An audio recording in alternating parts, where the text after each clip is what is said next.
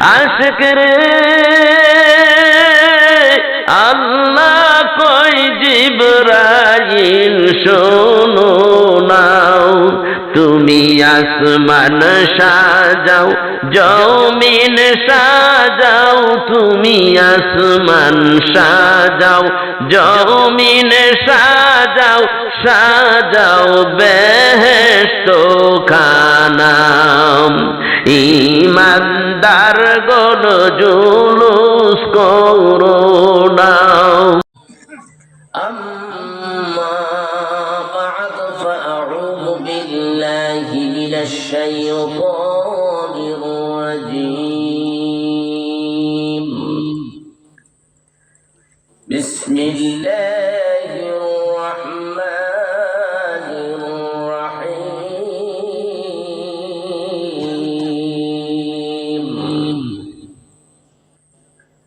ওয়ালাকাদ কাতাবনা feel জাবুরি মিন বা'দি যিকরি আন্নাল আরদা ইয়ারিসুহা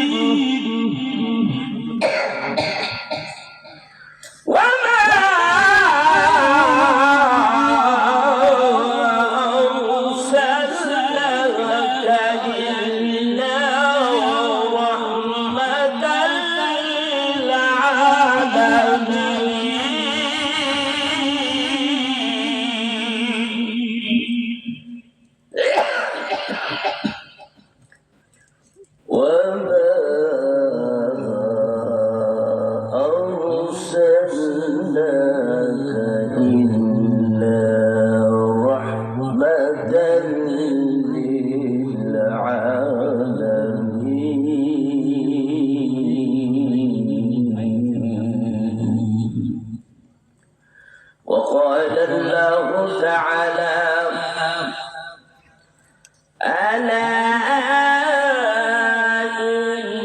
إن أولياء الله لا خوف عليهم ولا هم يحزنون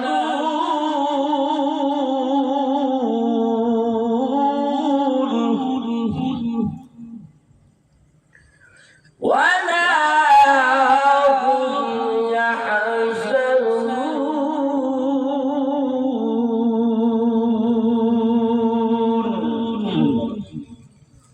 إن الله وملائكته يصلون على النبي يا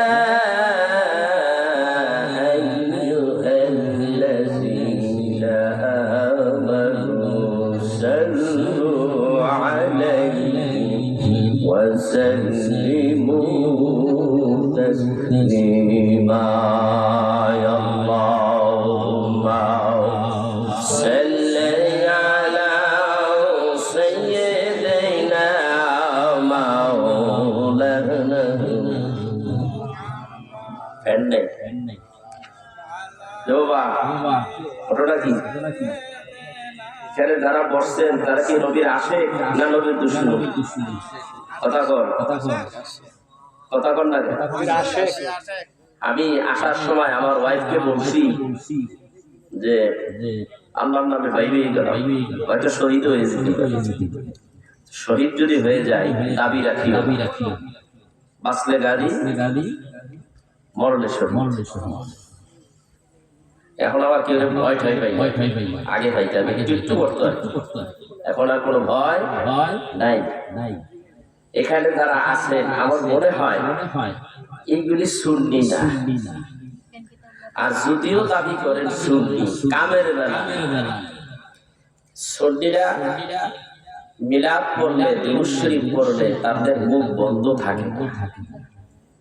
কথা কন না। এই বছর কি এখানে 2-4-5 বার আমি আসছি? কথা কন না। জবাব দেন না কেন? সালাম দিলাম, সালামের জবাব দেন না। ওয়াজ করতেছি, মানুষ আসে না। হুজুরদের দাওয়াত দিচ্ছেন, মানুষ আসে না। তাহলে মাহফিল করে লাভ কি? আমাদের কেন দাওয়াত দেন? কি প্রয়োজন? দরকার নাই। যেখানে দ্বীনের দাওয়াত, সুন্নিয়াতের দাওয়াত হয়, সেইখানে যদি লোকের উপস্থিতি না হয়, আল্লাহর গজব আসতে বেশি দেরি নেই। অপেক্ষা করে কথা বুঝতে পেরেছেন? অপেক্ষা করে। এই যে এলাকার মধ্যে একটা মাহফিল, এত বড় একটা মাঠ, এই সিমরাই, এটা তো ঐতিহ্যবাহী একটি মাঠ, ঠিক না?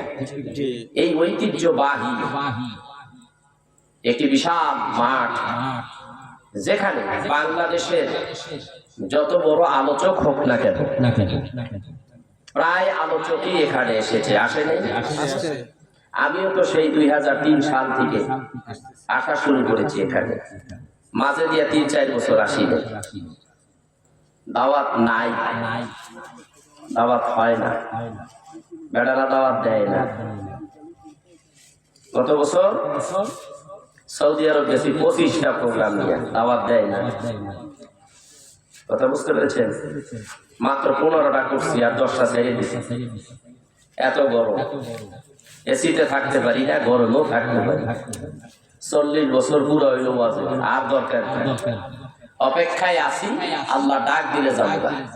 কালকে রাত্রে ওয়াল্লাহি, আল্লাহ কসম করে বললাম, এক শিল্পপতির সাথে আলাপ করি, সে আমার সাথে আমার বন্ধু। আমি বললাম, আল্লাহ জানি আপনার 100 কোটি টাকা দেয়। কয় আমি আমার জানি 50 দেয়, আর আপনারে জানি আল্লাহ 50 দেয়। ভাই, আল্লাহর কসম আমার টাকার দরকার নেই। এই মুহূর্তে যদি আল্লাহর রাসূল যদি আমার হয়ে যায়, তাইলে এই রাত্রেই যেন আমার মৃত্যু দিয়ে দেয়।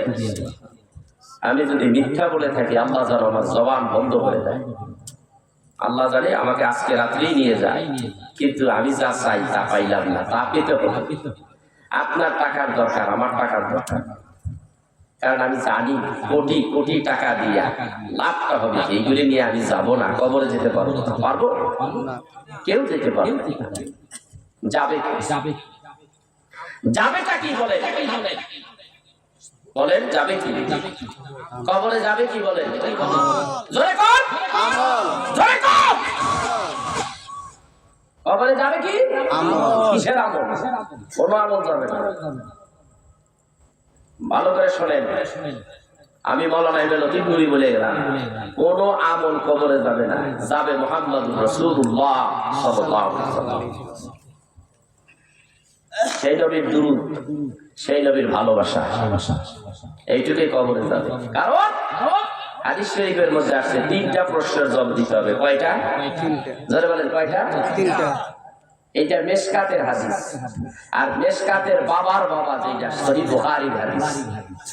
একটা প্রশ্ন হবে, সেই প্রশ্নটা হলো মান হাযার রাসূল, ব্যক্তিটার জন্য যদি আশিকে নবী হন, ইশক যার ভিতরে আছে, রাসূলের মহব্বত যার ভিতরে আছে, সেই ব্যক্তি বলবে হাযা মুহাম্মাদুর রাসূলুল্লাহ সাল্লাল্লাহু আলাইহি ওয়াসাল্লাম, ইনি হলেন আমার রাসূল। বয়স হয়ে গেছে বাবা, আলেম ওলামা পীর মাশায়েখ এদের বয়স হয়ে গেলে কিছু কথা তাদের কাছে সার থাকে না। কথা বলেন, কয়েকটা কথা আমি রেখে যাই, হয়তো আল্লাহ আমাকে নাও আনতে পারে। কে কখন মরে যায় কেউ বলতে পারি না। খাওয়া দাওয়া কমিয়ে দিয়েছি, সময়ের মূল্য অত্যাধিক দিচ্ছি, মাহফিল প্রোগ্রাম না আসলেই ভালো। কারণ মাহফিলে আসলে ঝামেলা, ঘরের ভিতরে, মসজিদের ভিতরে, খানকার ভিতরে যদি বসে বসে আল্লাহ আল্লাহর রাসূলের দুরূদ শরীফ যদি পড়া যায়, বেটা যথেষ্ট, এটাই আমার জন্য যথেষ্ট, এটাই আমার জন্য শ্রেয়, এটাই আমার জন্য উত্তম। দাওয়াতের কাজ হয়ে গেছে 40 বছর, আর দরকার নেই। মানুষ আপনাদের দরকার আছে কিনা? আপনাদেরও দরকার নেই। আপনাদের আল্লাহ দরকার নাই, আপনাদের রাসূলের দরকার নাই। যেইভাবে মাহফিল একটা দিয়া আপনারা ঘরের মধ্যে শুয়ে আছে, আমি আশ্চর্য হয়ে যাই, আমি আশ্চর্য হয়ে যাই। মানুষেরা যখন হালকায় জিকির করে, সেইখানে তো অন্তত 50 জন 100 জন মানুষ বসে আল্লাহর জিকির করে না? আর এটা তো একটা মাহফিল। আপনি মনে করেন এই মাহফিল একটা খানকা মনে করেও যদি উপস্থিত হইতেন, হইয়া অন্তত একটু জিকির আজকার নবীর মিলাদ দুরূদ পড়ে আল্লাহুম্মা আমিন বিদায় হইতেন, তবু তো কাজ হইত। আসলেন না কেন? কি জন্য আসলেন না বলেন? আপনারা কি এই মাহফিল কি কোনো দলের মাহফিল? আপনারা কি কোনো দলের? আপনি যে কোনো দলের থাকেন, জামাত বলেন, বিএনপি বলেন, আওয়ামী লীগ বলেন, জাতীয় পার্টি বলেন, হ্যান ত্যান, রফিকুল ইসলাম, খালাতো ইসলাম, পালতোবা ইসলাম, যত ইসলাম বলেন, সব ইসলাম, সব দলের প্রভুকে আল্লাহ। জোরে বলেন প্রভুকে আল্লাহ। দুইজন না একজন? জোরে কোন দুইজন না একজন? প্রত্যেকটা দলের আলাদা আলাদা খোদা আছে নাকি? ইল্লা আইয়াকুমু রাব্বুনাল্লাহ ওয়া إلا أن يؤمنوا بالله العزيز الحميد। আল্লাহ কত সুন্দর বলেছে, আমি ঈমান এনেছি ওই আল্লাহর উপরে, যে আল্লাহ আসমান জমিনের মালিক, সব কিছুর মালিক। আমার রব একজন, জমিনে এক আল্লাহ, আসমানে এক আল্লাহ, এমনটি নাই। জমিনের মালিক যেই আল্লাহ, আসমানের মালিক ওই আল্লাহ। পৃথিবীতে যত লক্ষ কোটি কোটি মানুষ রয়েছে, প্রত্যেকটা মানুষের রব ওই একজন। ঠিক কিনা ধরে কন? প্রত্যেকটা মানুষ স্বীকার করুক আর না করুক, প্রত্যেকটা মানুষ, কোটি কোটি শত শত কোটি হাজারে হাজারে কোটি মানুষ যদি হয়, প্রত্যেকটা মানুষ মানুক আর না মানুক, প্রত্যেকটা মানুষের নবী হযরত মুহাম্মদুর রাসূলুল্লাহ সাল্লাল্লাহু আলাইহি ওয়াসাল্লাম। ঠিক না বেটি? সবটাই তো ঠিক, কালের বেলায় ঠিক নেই। এইখানে গোরস্থান, এত বড় একটা গোরস্থান, এই গোরস্থানের মধ্যে পিছনেটা বাদ দিলাম, বিগত 30 বছরে মাইয়েত যারা ঘুমিয়ে আছে, এদের আওলাদ যারা আছে, একটা করে যদি আসতো ফের ভর্তি হয়ে যেত। কথা বল না কেন? ওরা গেছে, আপনি যাইবেন না? কথা কম। ওরা গেছে, আপনি যাবেন না? আপনি মরবেন না? কি নিয়ে যাবেন বলেন? কি নিয়ে যাবেন কবরে বলেন? আমাদের যদি প্রশ্ন করে, হাজার লক্ষ কোটি মানুষ প্রশ্ন যদি করে, আমি বলবো আমি নিয়ে যাব আমার রাসূলকে, আমার রাসূলের মুহাব্বত। আল্লাহ তাতে খুশি না বেজার? যারা কারণ আল্লাহ খুশি না বেজার? আল্লাহ কয় আমার রাসূলকে ভালোবাসলে আমি আল্লাহর ভালোবাসা পেয়ে যাই। যে আমার রাসূলের জিকির করে সেজন্য আমি আল্লাহরই জিকির করব। যে আমি আল্লাহ আমার জিকির যে যারা করে এই জিকির শোনার পরে আমি যতটুকু খুশি হই তার চাইতে বেশি খুশি হয়ে যাই আমার হাবিবুল্লাহ নবীর উপরে দুরূদ শরীফ পড়লে। সেই নবীকে আমরা সালাম দিতে চাই না, সেই নবীকে আমরা দুরূদ পাঠাইতে চাই না, সেই নবীর প্রতি আমরা দুরূদ পড়তে চাই না। দুরূদকে একটু পড়বেন না, আল্লাহুম্মা আমিন দিয়ে দাও, আল্লাহুম্মা আমিন দিব না, নেবে নামাজ পড়ে যায়। কারণ আমি আত্মীয় করতে আসিনি, দাওয়াত দিতে আসছি। আলহামদুলিল্লাহ যখন কইছি আমার দাওয়াতের কাম শেষ, হাজিরা দিয়েছি আলহামদুলিল্লাহ, বাস বলে আসতে দোয়াও করবো। যদি দুরূদ শরীফ পড়েন তাইলে দুইটা কথা বলবো, দোয়া করবো। রাজি আছে? আমি বেচা খাই দিই, আমাকে 1 লাখ টাকা দিবেন, 50,000 টাকা দিবেন, এমন কথা বলে আমি এখানে আছি, এই শর্ত থেকে আসি। 1 লাখ টাকা 50,000 টাকা যারা কন্ট্রাক্ট করে আসে, হারাম হারাম হারাম, এই টাকা সোলা কন্ট্রাক্ট করে হারাম হারাম, এই টাকা খাওয়াইয়া সেই ঘরে যদি সন্তান জন্ম হয়, এইগুলি সব করা রাসূলের দুশমন। আপনি মানেন আর না মানেন, ইসলামের জন্য, দ্বীনের জন্য, তরিকাতের জন্য, সুন্নিয়াতের জন্য খেদমত করবেন, টাকা চাইয়া নেওয়া সম্পূর্ণ হারাম। কথা বল ঠিক আছে? কথা ঠিক বলছি? এত টাকা না দিলে হুজুর আসবে না। আমি ওই হুজুর না, ডাক দিবেন, আমার ডায়েরি খালি থাকলে আমি হাজির, খালি নাই ভাই পারলাম না। কিন্তু ওই যে একটা দরকার দিয়া পিছনে লোক লাগাই সেট করিয়া, অভাব নাই হুজুরের দাওয়া, কতক্ষণ পরে বলবেন আছে টাকা যদি বাড়াইতে পারে। এরকম চলছে কি চলে নেই? আমাদের মধ্যে, আমাদের সমাজের মধ্যে 2-4টা চোর বাটপার আছে না নাই? সব কি ভালো? চোর আছে না নাই? ব্যবসার মধ্যে ভেজাল করে এমন লোক আছে না নাই? আবার 5 ওয়াক্ত নামাজ পড়েন না ভালো লোক আছে না নাই? তাই হুজুরদের মধ্যে আখির জামানায় এরকম হুজুরদের মধ্যেও আছে। নবী আমার বলেন খায়রুল খিয়ারে খিয়ারুল উলামায়ে ওয়া শিরারুশ শিরারে শিরারুল উলামায়ে, ভালোর ভালো নেককার আলেম, খারাপের খারাপ জুতার তলের বটকার আলেম। যা বাংলাদেশে শুরু হয়ে গেছে, আপনারা যারা নেট চালান, ফেসবুক চালান, আমার যুগে, আমার এই 40 বছর, আমার প্রায় সব ঘটনা আমি একেবারে আয়নার মতো চকচকা জানি, দেখি। এই বছর রমজান মাসে যেই কয়টা বলৎকার হইছে, দর্শন হইছে, আমার জীবনে আমি এত বলৎকার, এত অক্রান্ত, এত খারাপ, এত পাপ আমি আর জীবনে কোনো রমজানে দেখিনি। আপনারা কি দেখছেন? কথা কি ঠিক বলছি? আপনারা তো আবার ই করেন না, আপনারা অনেকে আছেন মুরব্বী মানুষ, ফেসবুক চালান না, এমন কোন রাইট নাই, তারাবি পড়লে ওটা দেখলেই দেখে হুজুর এই দেখে, এই যে দেখেন 2টা ধরা খাইছে, এ কারা? কারাই প্রায়গুলি বলা না, প্রায়গুলি মলানা, প্রায়গুলি মলানা। তাইলে আমার রাসূলের কথা ঠিক আছে? কথা বল না কেন? এরা এইটারে এত করা করে, এই দিকটা ধরে, এই দিকটা বিচার হইতেছে, আরো বেশি করে। তার মানে এই হারামটাকে এরা চাচ্ছে হালাল করতে। যতই চেষ্টা করো এটা হালাল কোনোদিনও হবে না। আমার আল্লাহ রব্বুল আলামিন ঘোষণা করে দিয়েছে, লা তাকরাবাজ জিনা, জিনা তো করবা দূরের কথা, জিনার কাছেও যাইও না। কার কথা?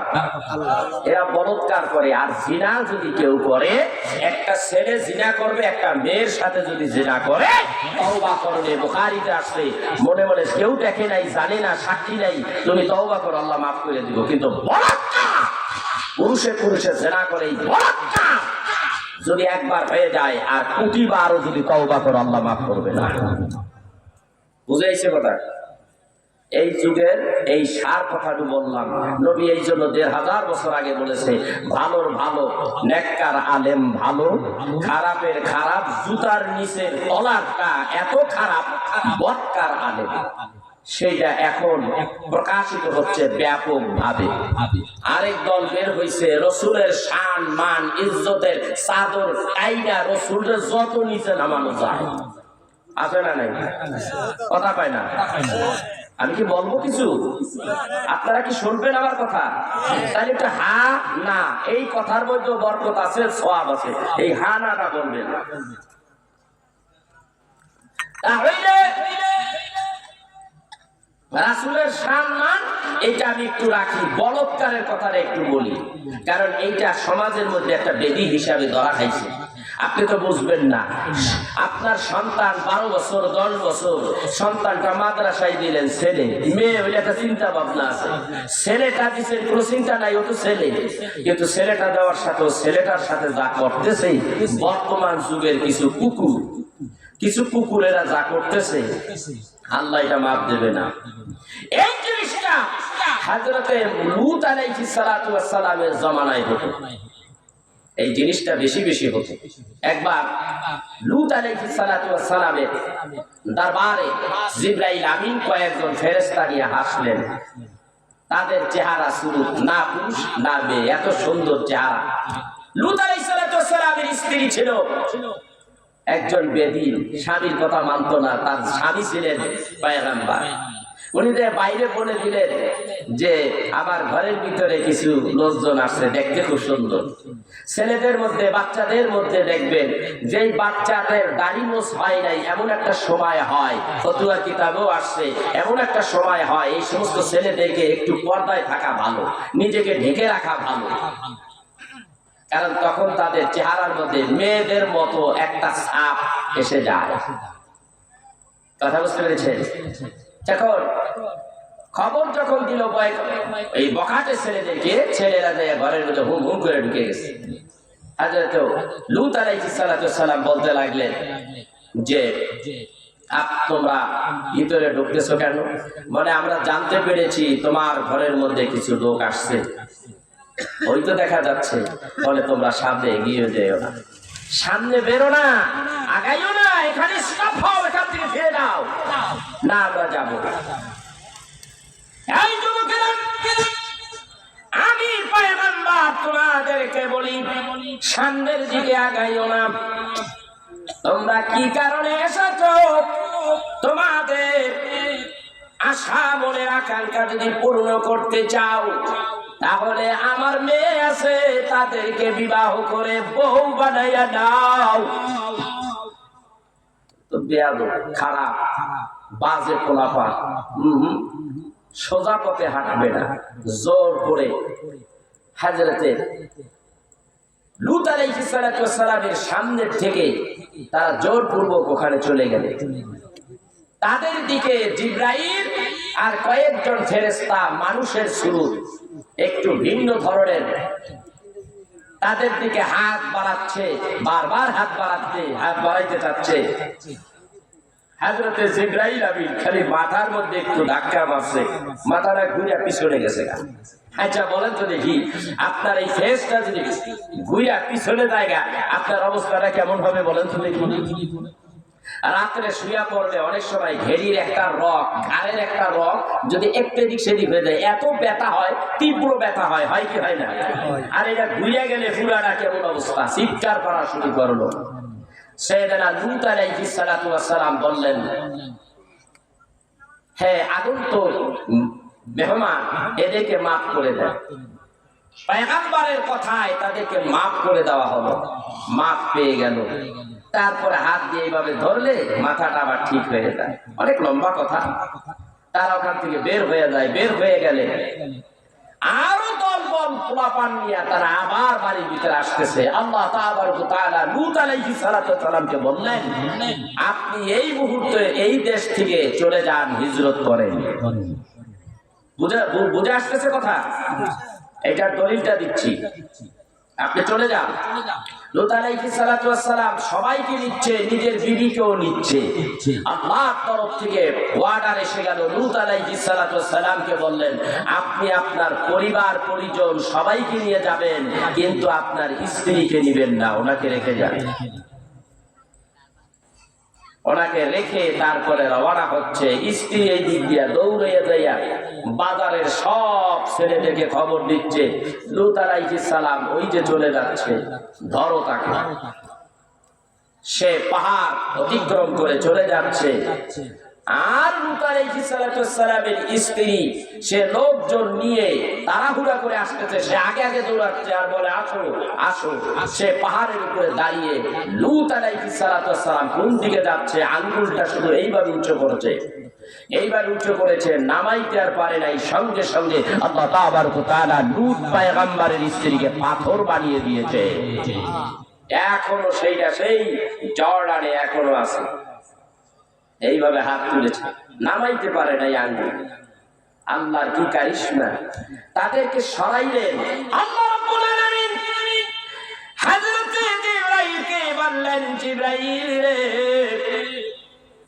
এই এলাকা এরা পুরুষে পুরুষে জিনা করে, এই এলাকার মধ্যে এই পুরা এলাকাটাকে তুমি একটা চিতল পিঠার মতো উঠাইবা, এইভাবে উঠাইয়া চিতল পিঠার মতো খালি কাজ করে দিবাম, উল্টে দিবা, আস্তে করে মানব সহকারে উঠাইয়া মাটির তলে ডুবে ফেলাইছে, খালি চিত করে ফেলাইছে, চিতল পিঠার মতো খালি উল্টে দিয়েছে। আল্লাহর গজবের তলে পড়ে সব শেষ। সেই লূতের কওম বাংলাদেশে এখন ভরপুর হয়ে গেছে। তারা যদি আল্লাহ আল্লাহর রাসূলের কথা বলে, আমরা কি তা মেনে নেব? তাদের জবান দিয়া, তাদের জবানে, তাদের কর্মে রাসূল বিরোধী কথা হবে না তো হবে কার কথা বলে? তাহলে আমি বলে দিলাম, পুরুষে পুরুষে জিনা করা সম্পূর্ণ হারাম। যারা বলৎকার তারা জাহান্নামী, তাদের ঈমান নাই, তারা এক কথায় কাফের, ঈমান হারাম। কথা বুঝতে পেরেছেন? আপনার এলাকার মধ্যে যদি এইগুলি থাকে, ধরবেন, প্রশাসনের কাছে যাওয়ার কোনো দরকার নাই। প্রশাসন কিছুদিন শাস্তি দিয়া ছেড়ে দিবে। ধরবেন তৈরি, মাশাআল্লাহ, যা কিছু করার দরকার দামর দুমর তৈরি, বাস, তারপরে থাকুক আর না থাকুক।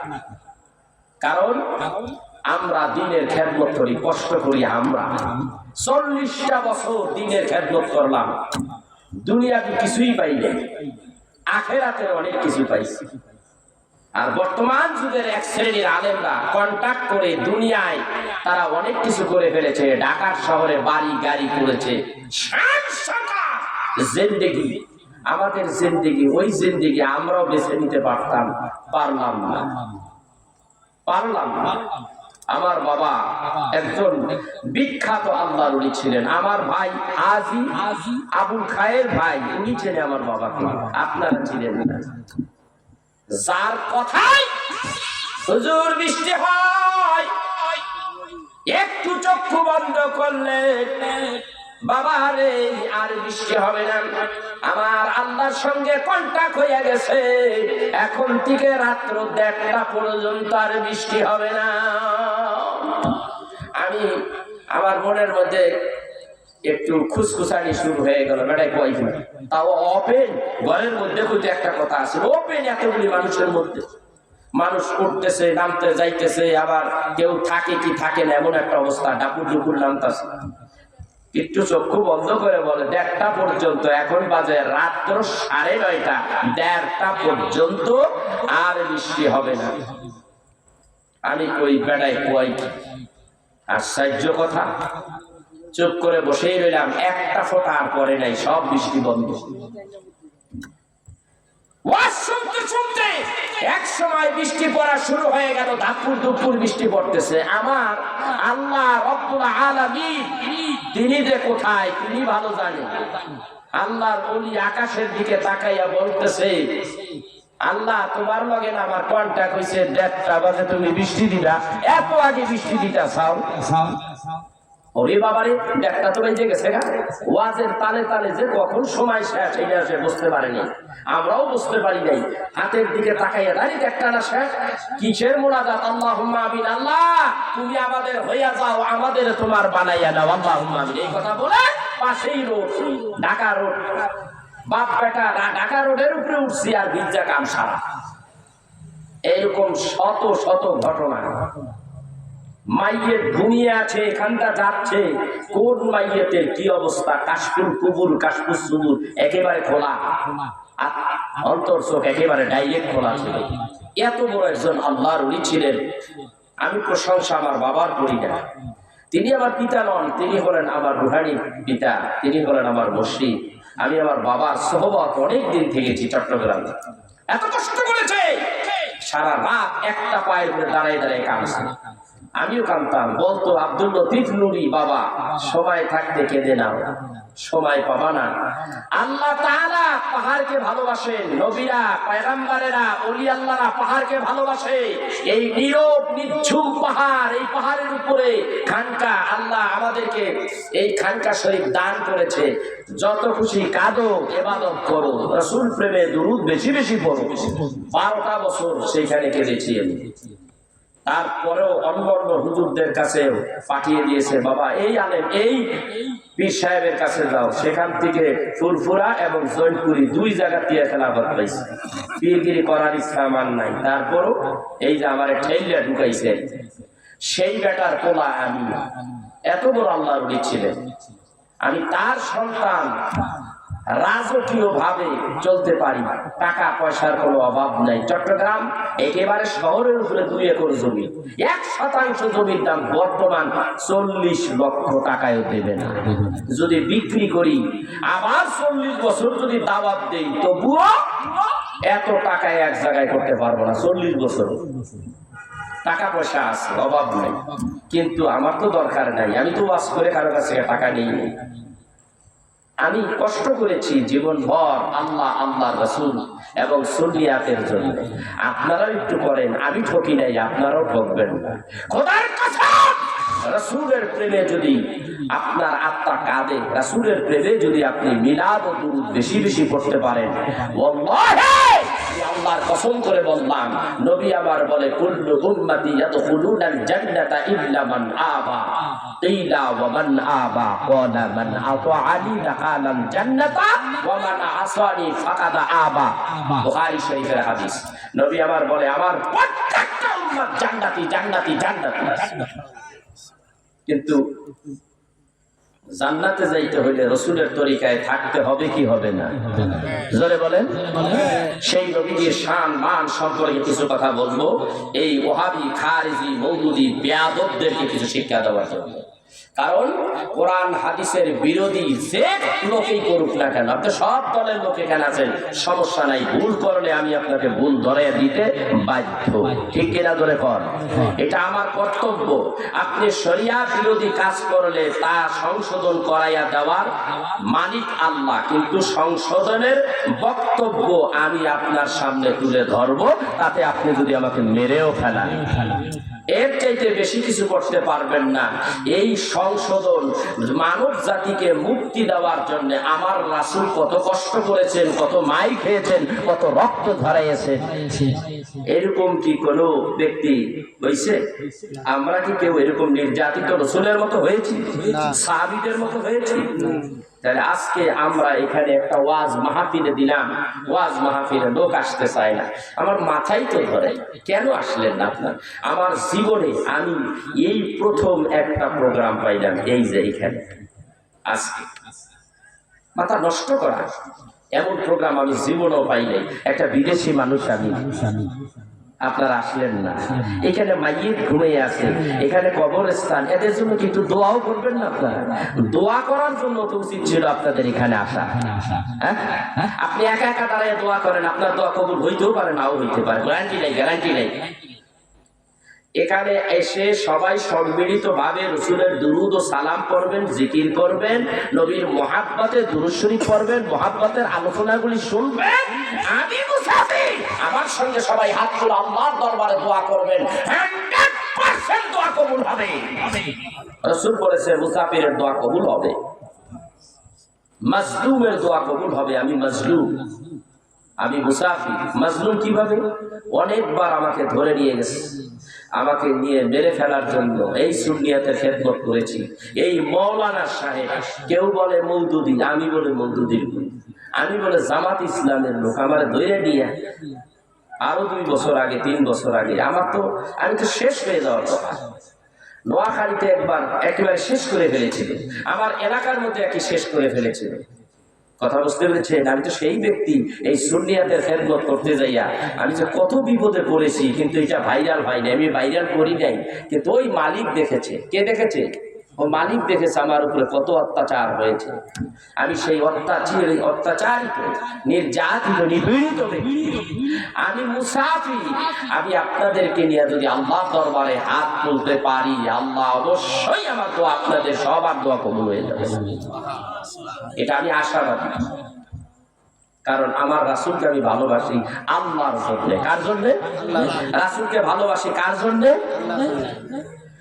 আল্লাহ তাআলা ডাকতে বলেন, ইন কুনতুম তুহিব্বুনাল্লাহা ফাত্তাবিউনি ইউহিব্বুকুমুল্লাহ ওয়া ইয়াগফির লাকুম যুনুবাকুম ওয়াল্লাহু গফুরুর রাহিম।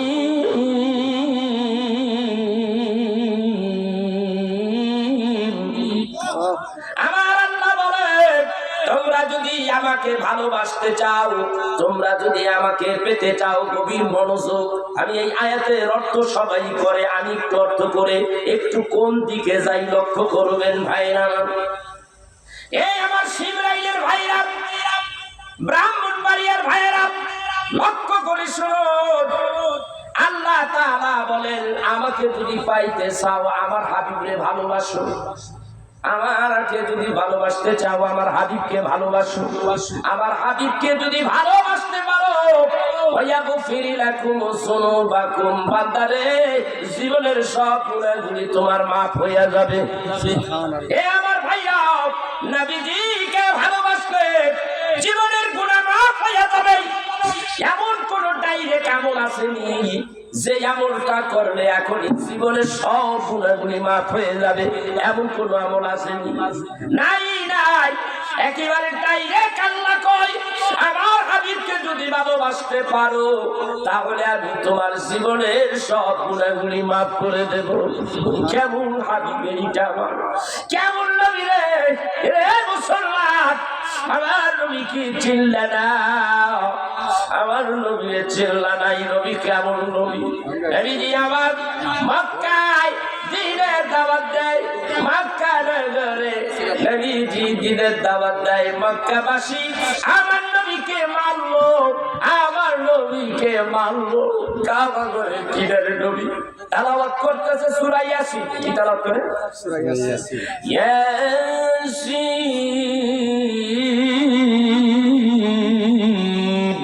ওয়াল কুরআনিল হাকীম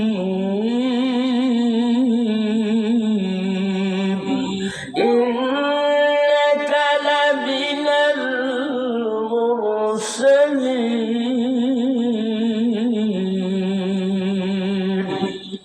এইভাবে কোরআন তেলাওয়াত করে আবু জাহেল, আবু লাহাব, উতবা, শাইবা ওই জায়গায় হাজির হয়ে আমার রাসূলকে ডাকতে বলে, নবীজিকে বলে, তুমি, তোমাকে না বলেছি আসমানি কিতাব বলো, জিনে যা তোমার শিখাই সেই কথা কেন তুমি তেলাওয়াত করো? নাউজুবিল্লাহ বলেন। আমি কাবা ঘরের কিনারায়, হারেম শরীফের কিনারায়, যেখানে আমার নবীরে মারছে ওই জায়গায় দাঁড়াইয়া কেঁদেছি, আল্লাহর কাছে মাপ চাইছি, বিশ্ববাসীর জন্য মাপ চাইছি, ফিলিস্তিনের মুসলমানের জন্য মাপ চাইছি। ওই সময় এ আমার ভাইয়া, নির্যাতিত নিপীড়িত মুসলমান, সারা দুনিয়ার মানুষ কাফেরদের হাতে মার খায়, আমি তাদের জন্য দুইটা হাত তুলিয়া দোয়া করেছি।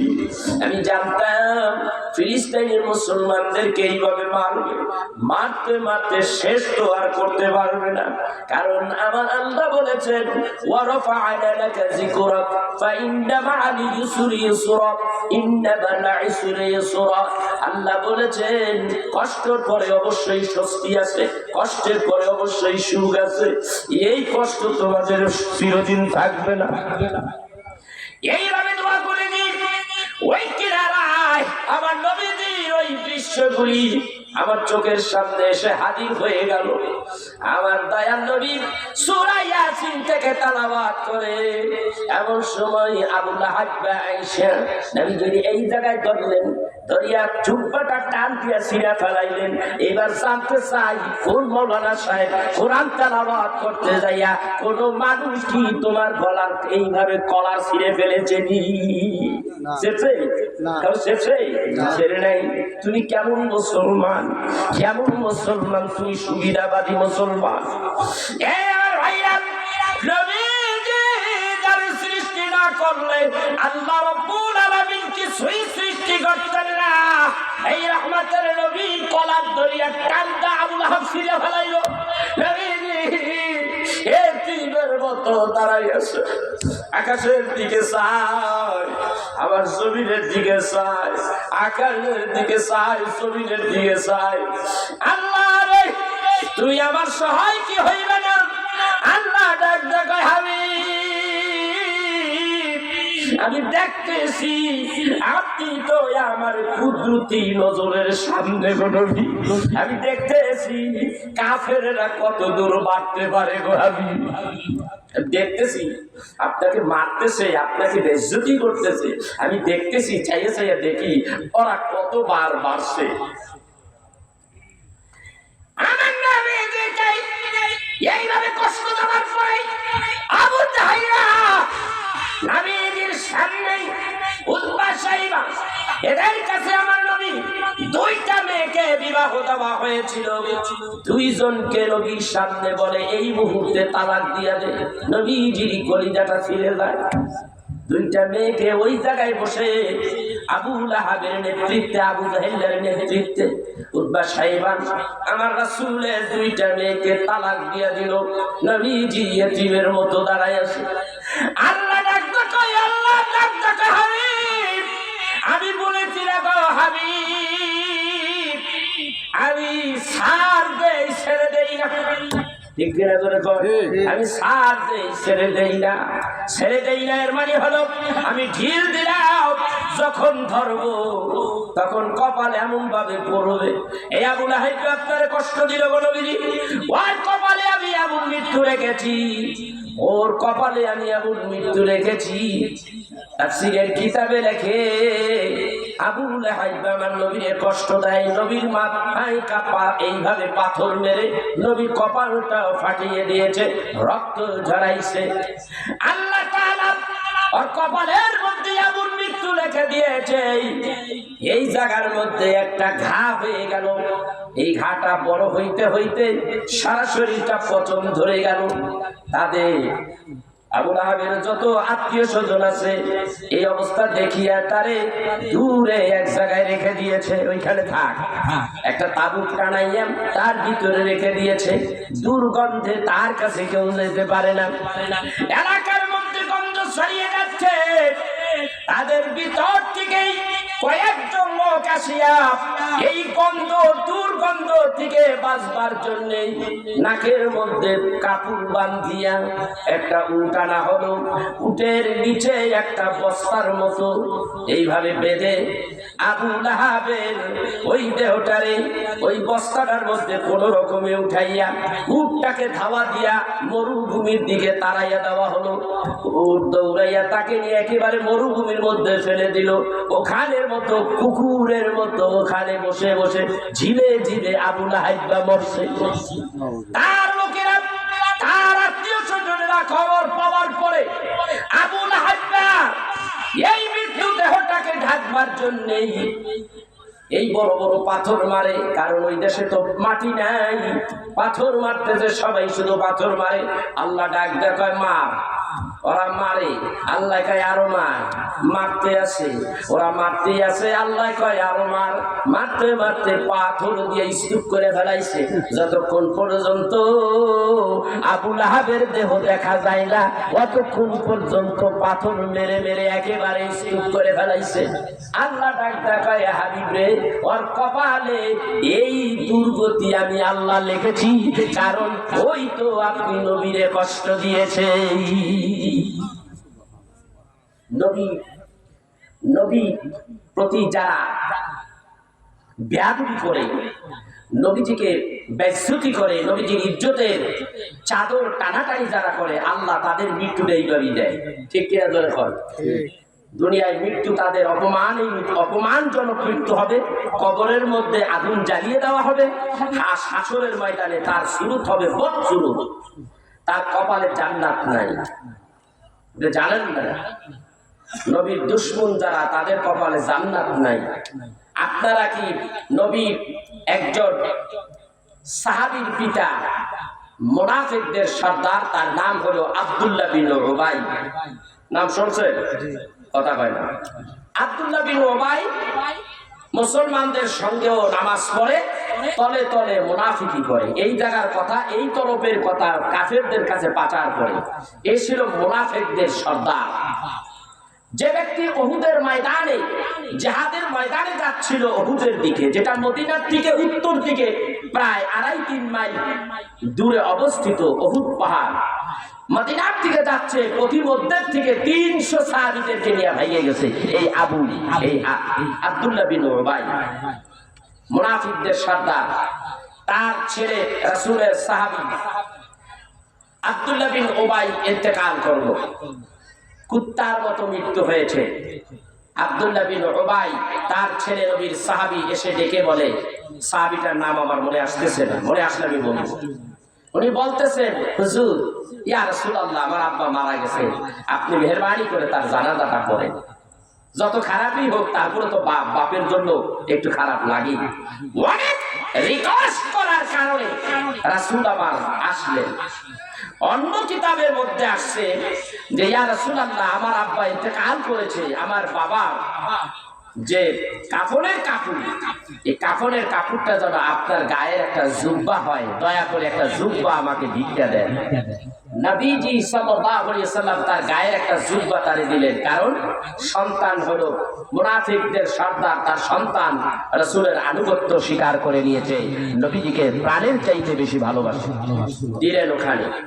ওইটা দিয়ে আব্দুল্লাহ বিন উবাইয়ের কবরে রাখা হলো। আল্লাহ রাব্বুল আলামিন ইতিহাস প্রমাণ করলেন। আল্লাহ তাবারক ওয়া তাআলা বললেন, ফেরেশতা, আব্দুল্লাহ বিন উবাইর গায়ের মধ্যে আমার হাবিবের জুব্বা মানায় না, ওটা টাইনা কবরের ভিতর থেকে বাইর করে নিয়ে। সুবহানাল্লাহ বলেন না? সুবহানাল্লাহ। কারণ ওইটা থাকা পর্যন্ত কবরে ওর আযাব হবে না, ওর আযাবের দরকার আছে। আমার রাসূলকে কষ্ট দিয়েছে, কষ্ট কয়েক রকমের হতে পারে, সাধারণত দুইটা। একটা হইল মাইরা কষ্ট দেওয়া, দাঁত ভাঙা ফেলানো, আরে রক্ত ঝরাইয়া দেওয়া, আর আরেকটা হলো এমন কটু কথা, মুনাফিকির কথা, এই কথা ওইখানে নিয়ে লাগায় আমার বিরুদ্ধে আরেকজন আরেক দলের কাছে এমন ভাবে মানে উস্কাইয়া দেয়, সেই কারণে তারা ওই কথা শুনে আমাকে হত্যা করতে আসতে পারে। ঠিক না? এমন কথা আছে না এই সমাজে? এটা জঘন্য খারাপ। এইরকম কাজ কারবার এই আরব দেশের মানুষেরা রাসূলের সাথে করত। আল্লাহ রাব্বুল আলামিন বললেন, ফেরেশতা টাইনা রাসূল আমার হাবিবের জুব্বাটা টাইনা বাইর করে নিয়ে আয়, ওখান থেকে সরাইয়া আব্দুল্লাহ বিন উবাই কবরের মধ্যে আযাব করছে। আর আবু জাহেল্লা কি করছে? নবীর সাথে খুব ভালো ব্যবহার করছে, তাই না? নাকি করে? আবু জাহেলের অপরাধটা কি ছিল বলেন? কথা বলেন। আবু জাহেলের অপরাধটা কি ছিল? এক কথায় রাসূলকে মানে নাই, সে রাসূলকে কষ্ট দিয়েছে। সমস্ত যত কষ্ট রাসূলকে দেওয়া হয়েছে, তার মূল নায়ক হলো আবু জাহেল। ঠিক কিনা জোরে বলেন? আবু জাহেলের ডাকে মানুষ সব এক জায়গায় হইয়া রাসূলকে হত্যা করতে চেয়েছে, রাসূলকে মক্কা থেকে বিতাড়িত করেছে। নবী বাধ্য হইয়া নিজের বাপের দেশ ছেড়ে মক্কা থেকে মদিনায় হিজরত করেছে। আমি এখানে আবার আসতেছি। এই আবু জাহেল্লা রাসূলকে না মানার কারণে কি হয়েছে? লানত দিচ্ছে কি দিচ্ছে না? লানত দিচ্ছে। আজও সেই আবু জাহেল্লার বাড়িতে টয়লেট আছে না নাই? হাজী সাহেব, আমার ভাই আবুল খায়ের ভাই হাজী সাহেব হজ করছেন আপনি? এই যে ভাই, আমার পুরানা ভাই, যারা হজ করেছেন দেখেছেন, নবীর বাড়িটা পূর্ব দিকে রাস্তা, হাইওয়ের রাস্তার পূর্ব দিকে নবীর বাড়ি, আর এই পশ্চিম দিকে আবু জাহেল্লার বাড়ি। ওই জায়গার মধ্যে খালি প্রস্রাব আর পায়খানা। কথা বুঝতে পেরেছেন? খালি পায়খানা, এত পায়খানা মানুষ আজও কেন করে? আবু জাহিল তো আজকে 1500 বছর আগে বিদায় হয়ে গেছে, আজও আমার রাসূলের দুশমনের প্রতি এত গরম ছাকাপ মানুষ করে নবী আশিক উম্মতেরা, সেই মানুষগুলো খালি গেলে প্রস্রাব পায়খানা করবেই। আর আবু জাহিল্লা ওই টয়লেটের মধ্যে গেলে খালি নানা ধরনের গালিগালাজ এখনো হয়, হয় কি হয় না? আওয়াজ দিয়া হয়, গালিগালাজ করে, প্রস্রাব করে, পায়খানা করে, লানত, অভিশাপ। কারণটা কি? একটাই কারণ, 1500 বছর ধরে অভিশাপ দিচ্ছে, আরো চলবে, দুনিয়া যতদিন থাকবে ততদিন চলবে। কারণটা কি? শুধু রসুলের বিরুদ্ধে চলার কারণে। এই বাংলাদেশের মধ্যে জুব্বা, টুপি, বড় পাগড়ি, নিজেকে অনেক আমলদার মনে করা, এমন যত কিছুই করো না কেন, হজ করো একবার না 50 বার, ওমরা করো 200 বার, দান খয়রাত কোটি কোটি টাকা, নামাজ কাজা নাই, তারপরে তোমার বেশি বেশি নফল নামাজ আছে, জিকির আছে, জিকিরের খ্যাত নিয়ে বসো সব সময়, তসবিহ হাতের মধ্যেই আছে, আর রসুলের মহব্বত নাই, নবীর বিরুদ্ধে কথা বলো, নবীর ইজ্জত নিয়ে, ইজ্জতের চাদর নিয়ে টানাটানি করো, তোমার কপালে জান্নাত নাই, তোমার কপালে জান্নাত নাই, নাই নাই নাই, তুমি লানত প্রাপ্ত, তুমি লানত প্রাপ্ত, ঠিক না বেটি? আল্লাহ কোরআনে বলেছে, ইন্নাল্লাযীনা ইউযুনাল্লাহা ওয়া রাসূলাহু, আল্লাহ বলেছেন যারা আমার হাবিবকে কষ্ট দেয়, যারা আমার হাবিবরে কষ্ট দেয়, তারা যেন আমি আল্লাহরে কষ্ট দেয়। আর তারে আমার হাবিবকে যারা কষ্ট দেয় তাদের উপরে কি লানাতুল্লাহ ফিদ দুনিয়া ওয়াল আখিরাহ, তাদের উপরে লানাত এই দুনিয়া ও আখিরাতে। রাসূলের বিরুদ্ধে কাজ করা যাবে না। সেই রাসূল যারা দুশ্মনদের কথা কিছু বললাম, রাসূলের শানে কিছু কথা বলি। মক্কা নগর থেকে বাধ্য করলেন আল্লাহর হাবিবকে মেরে ফেলার জন্য, মক্কা নগর থেকে বের করতে বাধ্য করলেন। নবী আমার টিকতে পারলেন না, কারণ হলো আবু জাহেলের চক্রান্তে অনেক গোত্রের ভিতর থেকে ইয়াং যুবকদেরকে এক জায়গায় করিয়া আমার নবীর বাড়িটাকে গ্রাউ করেছে। লম্বা ইতিহাস, আমি পুরা ইতিহাসটা বলবো না, গ্রাউ করেছে। আল্লাহ রাব্বুল আলামিন হযরতে জিবরাইলকে বলে দিলেন, আরে জিবরাইল, আমার হাবিব রে দয়া বলো, আমার হাবিব যেন এই মুহূর্তেই, আমার হাবিব যেন মক্কার থেকে মদিনায় চলে যায় হিজরতের জন্য। সুবহানাল্লাহ।